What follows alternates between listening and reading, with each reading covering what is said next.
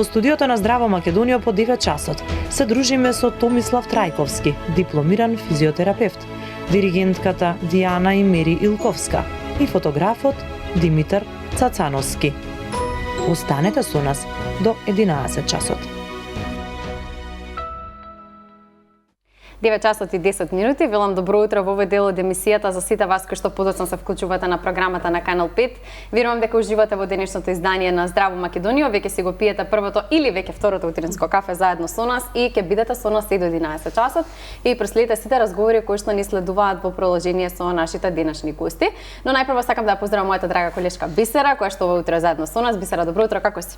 Добро утро, Цеца, и до тебе, така домакински да си се поздравиме. Да. И посакаме добро утро и на нашите гледачи кои нас следат со тебе од 6:40 типати, ќе останат со нас се до 11 часот. И ова утро Цеца имаме гости од различни теми, ќе зборуваме за различни теми, многу нови информации ќе дознаеме и можеме секако да си ги поздравиме нашите гости. Да, им посакам уште еднаш топло добри ден. Мислам дека и денеска се надминавме себе си во со оглед на тоа колку ни се различни професиите на гостите.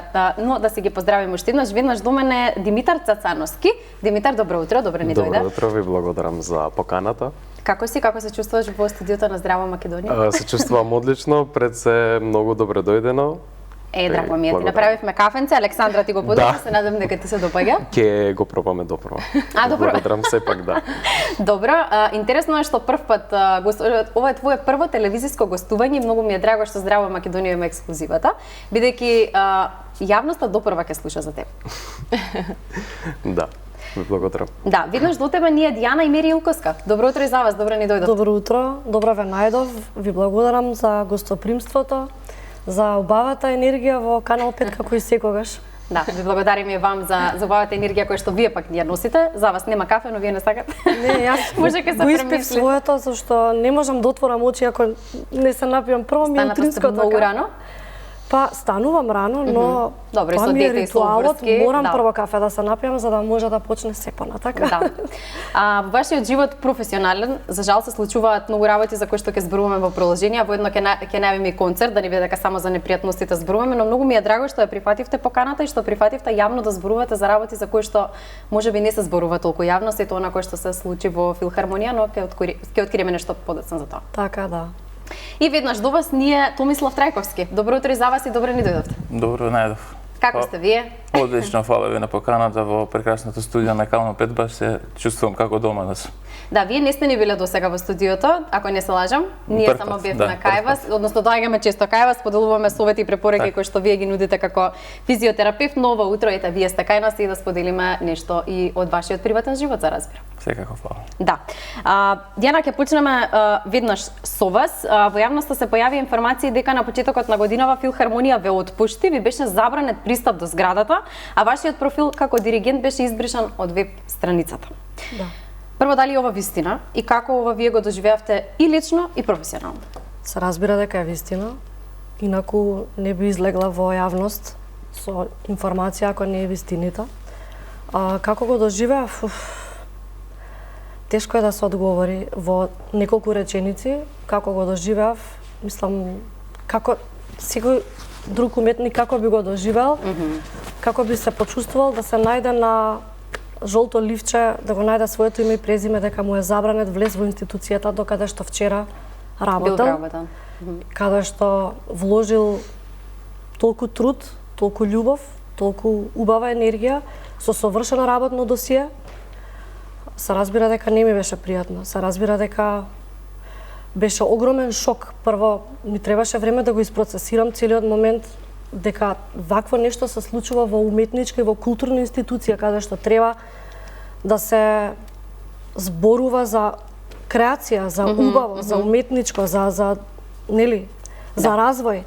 Прво ми требаше време да isprocesирам самиот тој момент дека во една уметничка институција се случува таков настан, такво не настан, туку маргинализирање на еден индивидуалец без никаква причина, без никаков повод. Да, точно тоа сакав да ве прашам, зошто се случи тоа? Имате ли денес, не знам, неколку месеци подоцна некакво објаснување зошто вие? Не, немам никакво објаснување. Едноставно, мислам, говорев неколку пати во јавноста за тоа зошто останав без работа. Значи, заснував таму од самиот почеток, од кога го заснував работниот однос, мојот работен однос беше на определено време.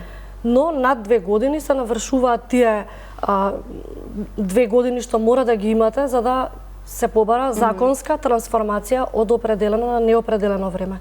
Тогашниот директор не сакаше да направи. Не сакаше да направи законска трансформација. Поради тоа, јас покренав тужба, затоа што ми следува таа законска трансформација, покренав тужба и многу скоро после тужбата, значи после месец-два, со завршување на календарската година, Така. а мојот договор заснуван на определено, значи со завршување на календарската година, заврши мојот договор на определено, не беше продолжен за уште една година, значи било побарано продолжување на определено, а бил тотално изигнориран моментот што ми следува трансформација на неопределено. И тука заврши, значи целата работа, причината која е, не знам. Се уште не знаете. Верувам тоа е прашањето кој што најмногу ве мачи, зошто вам ви се случи тоа? Знаете, јас долго време Никого нели на никој да не му се случи, но секогаш ние си го поставаме прашањето зошто мене или зошто воопшто се случи вакво нешто. долго време причината и објаснувањето го барав во себе. Да, верувам. Затоа што јас сум така воспитана Да. од моите родители, кога нешто нема да тргне како што треба, прво да го вперам прстот на кај мене, чекај што направив. После долго измачување, не гледам причина со што сум заслужила таков однос, таква дискриминација, таков игнорантски однос од тогашното раководство, но и од поголема група вработени кои што беа на таа страна.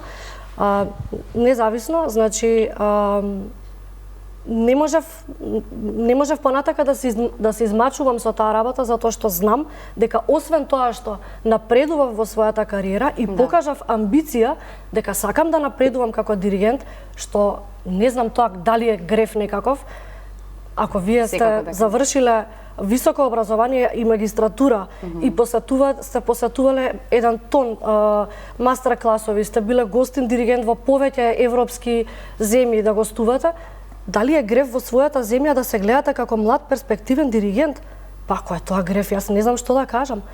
Освен тоа, што јас покажав амбиција да напредувам како диригент таму, друго не сум направила. Друго ништо не се случило. Да, тажно е навистина што се случува со вас како уметник во Македонија, кој што е, како што кажавте, европски признан, верувам и светски ќе бидете признаена и многу светски диригенти ќе зборуваат и ќе слушаат доправа за вас и дека ова што се случило нема да ве обесхрабри и нема да престанете да работите и да создавате. Не, нема да ме обесхрабри затоа што во најтешките моменти кога се беше тоа многу акутно, си дадов самата на себе ветување дека нема да се откажам, дека ќе се борам, затоа што најголемите уметници во своите најтешки моменти, значи низ историјата на музиката сведоци сме, тоест сме читале за еден куп такви случаеви кои што за композитори, уметници кои што го допрале дното, но знаејќи што поседуваат во себе и што треба да и дадат што треба да му дадат на светот, тоа им било поттик да не се откажат и да продолжат понатака, па така и јас. А дали имавте поддршка од другите уметници, колегите од Филхармонија за овој настан? Како тие реагира? Немав поддршка, не ни очекував, искрено, затоа што, знаете како, јас секогаш за себе сум се борала самостојно, без ничија помош и поддршка, самостојно како единка сум се борала за своите идеали, за своите цели и со своите проблеми на свој начин. Добро, тука е колегијалноста во прашање. Ве во новинарството, ако некоја колешка се најде во таква ситуација, би требало да застанеме позади неа. Да, од колегите не добив апсолутно никаква поддршка, честни исклучоци, тоа се неколку луѓе кои што можам буквално на една дланка, на прстите од едната дланка да ги изборам, со кои што си соработувам до ден денешен и кои што си ме поддржуваат во мојата борба. Остатокот од колегите со кои што секој ден се дружев и мислев дека ми се пријатели, колеги, немав никаква поддршка, најдов на игнорантски однос, на премолчување и на ведната глава пред неправдата која што ми беше нанесена, но на моје огромно задоволство, таа неправда, тоа маргинализирање си го покажа и го докажа 6 члена комисија од Комисијата за спречување и заштита од Да, дискриминација. ќе зборуваме и за комисијата и за тоа што таа го донесе како одлука, односно што утврдила комисијата. Ќе зборуваме нешто подсебно, се префрлиме малку и на другите теми. Томислав, ќе продолжиме со вас. Кои се најчестите проблеми и повреди кај повозрастните во овој период од годината, зашто се јавуваат кај вас? Вака како што живееме брзо темпо на живот, кај повозрастните и кај помладите, можам да кажем, болките се во вратот, во половината, карлицата, во зависност од време траењето и интензитетот. Да. Кои се вежбите кои што треба да ги правиме сите, не само повозрастните, за да не дојде до било каква болка во грбот, во вратот? Па вежби од типот на пливањето е најдобро. Теретаната, секако со предпазливост да се вежба, да биде може и со тренер. Трчањето можам исто така да го уклучам и луѓето да се стремат кој еден здрав живот. Може ли да подобјасниме какви се состојби може физиотерапијата да ублажи? Па физиотерапијата може да ги ублажи скоро сите состојби, во зависност колку пациентите ќе се придржат на тоа, да. Да, треба да се прави, верувам, комбинација и од лекови и од да, омегаменти, да, миорелаксатори, да, само што нажалост луѓето не се придржуваат и затоа не имаме толку многу работа што буквално се бориме со дава максимум од себе, да. До што не се придржуваат најчесто? Па не знам, едноставно Не се дисциплинирани. секако, доека насек, доека не, пен заболи нешто, па после доаѓаме. Значи, превентивно на физиотерапевт никој не оди? Превентивно, па кај нас, да, не. Да, често имам слушано ваши гостувања и се разбира оно што сте го зборувале во Здраво Македонија, дека превенцијата е навистина многу клучна во вашата професија и дека навистина многу малку луѓе одат на физиотерапија без да нешто не боли. Како да го промениме? Знаете како, да, али искрено почнуваат да се свестат. Добро, значи нешто се менува, драго ми е. Нешто се менува, да, дефинитивно се менува и тоа ми е многу драго, само што има недостаток на квалификувани физиотерапевти и пошто 80% од населението е пасивно, а недостатокот е голем на физиотерапевти, тука е малце борбата и сме преизморени од работа и се бориме, да, али сепак се бориме и да даваме од себе, да, настапуваме емпатично, да луѓето бидат здрави. Да, тоа е сепак најважно на крајот од денот. Да, мене ме интересираше за дали постои превентивен преглед кај физиотерапевт, како што одиме на стоматолог, пример еднаш во годината, на гинеколог да се прегледаме.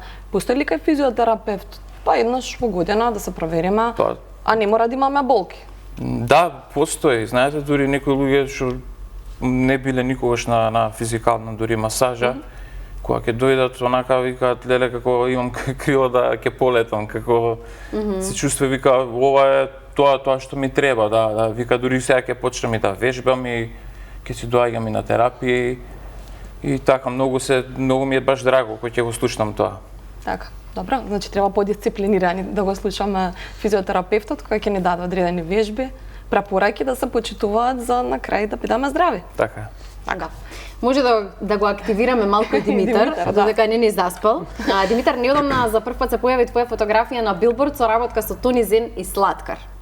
Прво, очекуваше ли дека на 20 години ќе ти се оствари ваков еден детски сон и потоа ќе ни кажеш какви се Тони Зен и Слаткар приватно? Ти благодарам за прашањето, Цеце. Секако дека не очекував дека овој сон ќе ми стане еден ден реалност, но верувам дека човек доколку работи упорно, секој ден се труди, сите сони што може да му станат реалност. Како поминовте на снимањето? На снимањето за новиот албум на Сладкаристика поминавме многу интересно пред се. Имаше доста работа, морам да признам. Беше многу макотрпно, но проектот на крај што испадна и финалниот резултат беше, мислам дека беше шлагот на тортата и дека се исплати целата мака. Какви се Тони Зен и Слаткар приватно? Каква беше соработката? Ти дадоа ли можеби некој совет или нешто да ни споделиш од снимањето од зад камерите? Секогаш нашите гледачи тоа најмногу ги интересува. Тони Зен и Слаткар се, претпоставам како и многу другите артисти во Македонија, се многу поразлични од она што луѓето го замислуваат за нив.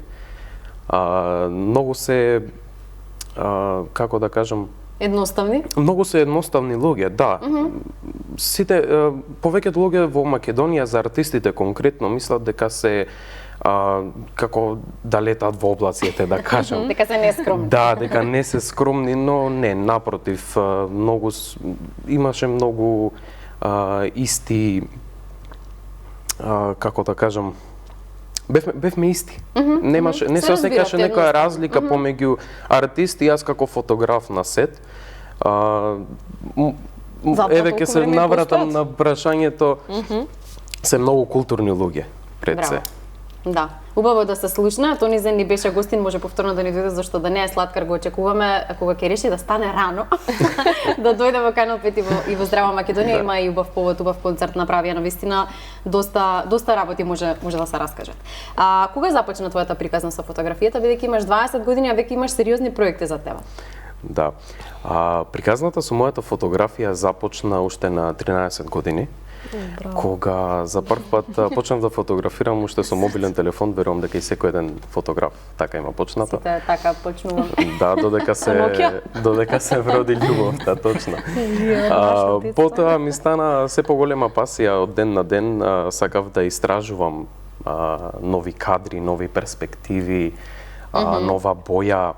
Едноставно се што е поврзано со фотографијата, мене ме интересираше и после неколку години решив да се окупам од прв професионален апарат.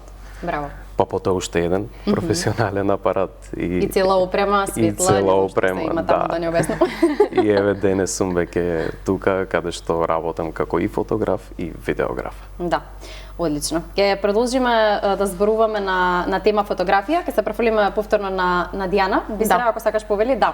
Да, бидејќи видов сте ги поврзала прашањата и првото и второто прашање ќе го поставиме на Дијана, односно ќе се надоврзаме на првото за тој немил настан во филхармонија, поднесовте представка до комисијата за спречување заштита од дискриминација. Веќе почнавте да зборувате на таа тема, која утврди дека сепак сте биле дискриминирани од поранешниот ВД директор на филхармонијата. Да. Како заврши овој случај?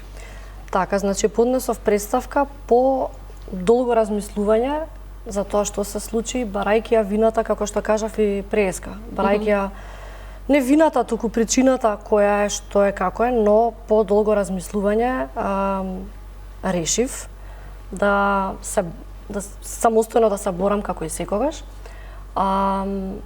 со сите правни механизми кои што ми се на располагање. Од тука значи, понатака решив да напишам, односно да поднесам представка до Комисијата за спречување дискриминација, затоа што јас лично увидов во многу случаеви, во повеќе неповрзани случаеви за кратко време увидов дискриминација и сакав да се посоветувам со стручно лице кое што го работи тоа. Откако се консултирав, да, ми рекоа да поднесам представка затоа што овде навистина има сомнеш за дискриминација во неколку наврати. По долго разгледување на мојата представка и исто така и на лицето кое што против кое што беше поднесена представката, значи му беше даден временски период да се изјасни, нели да ги оправда да го оправда чинот со кој што нели јас сметам дека ми е извршена дискриминација, тој вели дека не е извршена дискриминација, како и да е, по еден временски период од некои 6 месеци, 6 члена комисија утврди дискриминација во мојот случај по личен основ во областа на работата и работните односи. Пред се со самото нетрансформирање на работниот однос од определено на неопределено, а веќе започната постапка од предходната директорка. Веќе започната таа постапка, па сега доаѓа новиот директор и одлучува дека нема трајна потреба од мене и дека нема да изврши таа трансформација. Понатака забраната за влез на влезот на службениот влез на филхармонија, каде што многу интересно како го оправдуваат тоа, па велат сите мора да се легитимираат, секој што не работи во таа институција треба да се легитимира, не смее да влезе така. Тоа е во статутот на институцијата. Да, така е, се слагам. Ако е за сите така, тогаш зошто мене ме пишува? Ако секој не смее да влезе, зошто Дијана и Мери Илковска не смее да влезе само со специјална дозвола. Понатака бришање на мојот уметнички профил од нивната веб страна. Како да не сум постоела. Да, сепак тоа не е приватна институција. Не, апсолутно. Значи, на нивната веб страна има уметнички профили за секој уметник кој што настапил со оркестарот, од диригенти до солисти. Така. Нели? Диригенти веќе што со децении се починати, нивната слика и профил стои. И тоа Јас влезе во дискриминација? Апсолутно, да. И откако јавно говорев за тоа, во емисија кај Билјана Закуловска, исто во ова го кажав, за неколку дена беше вратен мојот профил таму, но нешто изменуван, да не може да се влезе, нели, такви некои технички моменти, но доволно беше тоа да се, за да се утврди пред комисијата дискриминација.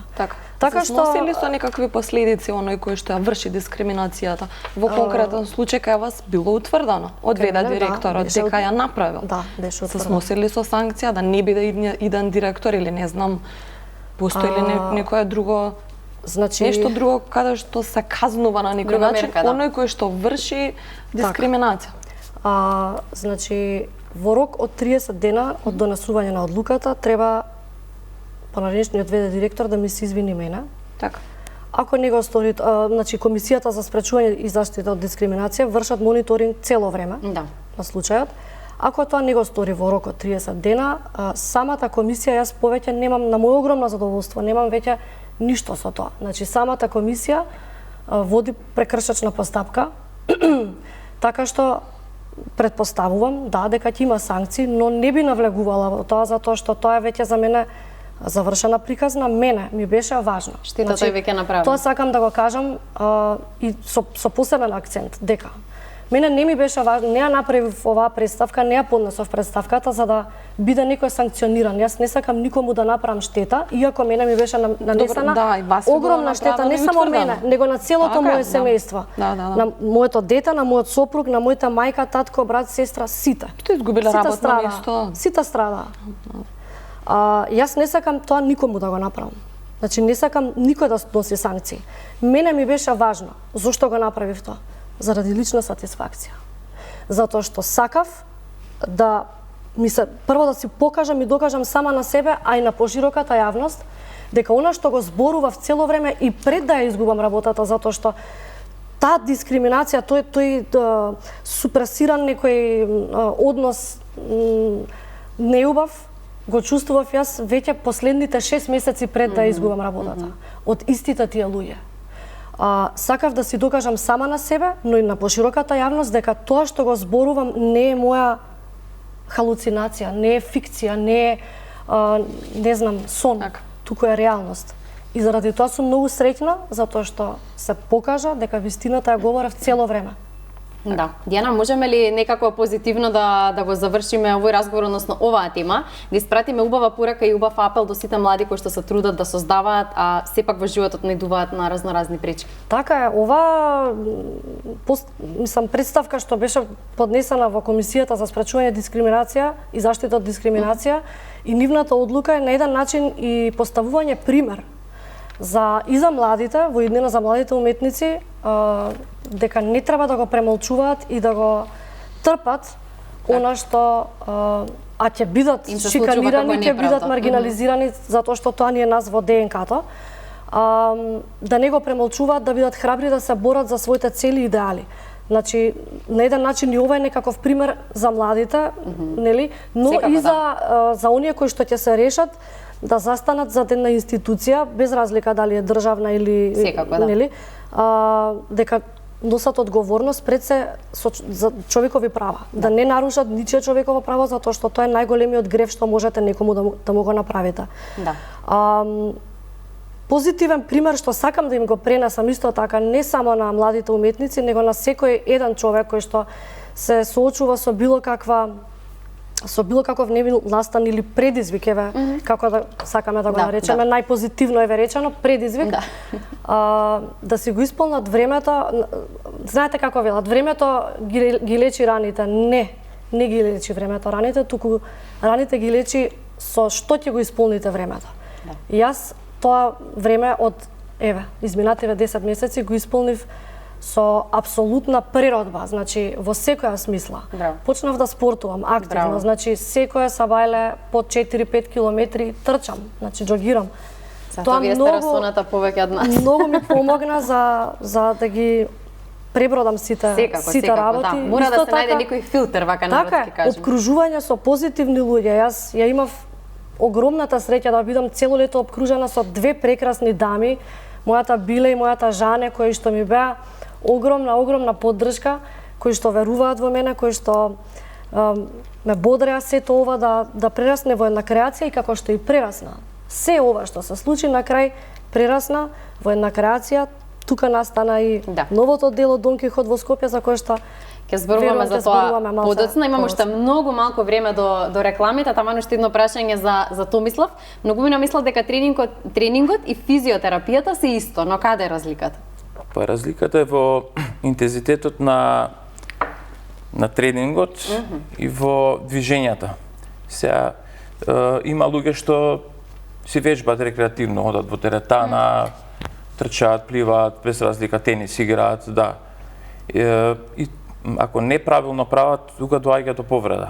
Значи, ако не се едуцирани како треба да се вежба. И сега разликата е, пример, во физиотерапијата вклучува и вежби. Значи, каде што треба да се прават вежбите паралелно со физиотерапијата за да дојде до опоравак. Таа е една разлика. Па скоро е исто, ама и не е исто, да. Не, воопшто не е исто, особено кога споменавте дека има разлика и во интензитетот на вежбањето. Тука ќе направиме една кратка пауза, верувам дека ќе останете на Канал 5 бидејќи ни следуваат уште разговори по рекламите.